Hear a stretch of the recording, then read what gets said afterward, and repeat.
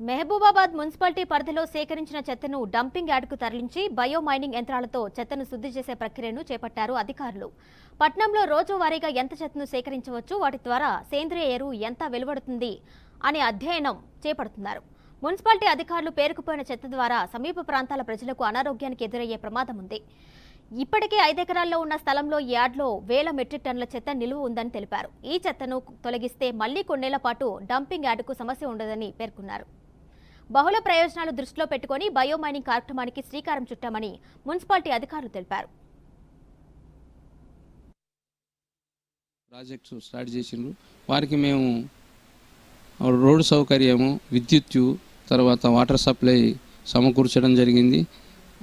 గత 10-12 సంవత్సరాల నుంచి ఇది డంపింగ్ యార్డ్లో పేరుకపోయిన చెత్తను క్లీన్ చేసి చాలా నేల కనబడేటట్టుగా శుభ్రంగా సువాసన మనకు మంచి వాతావరణంగా ఒక డంపింగ్ యార్డ్ కాదు, ఇది మంచి వాతావరణంలో ఉన్నట్టుగా శుభ్రం చేయడం జరుగుతుంది.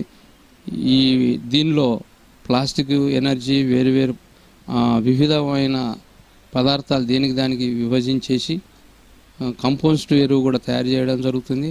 అది మన పూల మొక్కలకు, నర్సరీకి, దీనికి కూడా ఆ కంపోస్ట్ ఎరువు వాడుకోవచ్చు.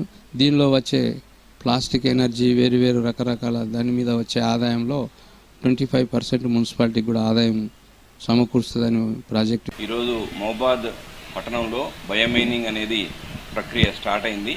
ఇది దాదాపు 10 ఏళ్ళ నుంచి అది కూరుకుపోయిన చెక్క మీరు చూస్తూనే ఉన్నారు. రైల్వే లైన్ పక్కన దాన్ని పూర్తిగా సెగ్రిగేట్ చేసి ఆర్గానిక్ మెటీరియల్ను ఆర్గానిక్ మాన్యూర్గా, అదేవిధంగా ప్లాస్టిక్ ఇండస్ట్రీకి పంపే విధంగా ఈరోజు ప్రక్రియ ప్రారంభమైంది.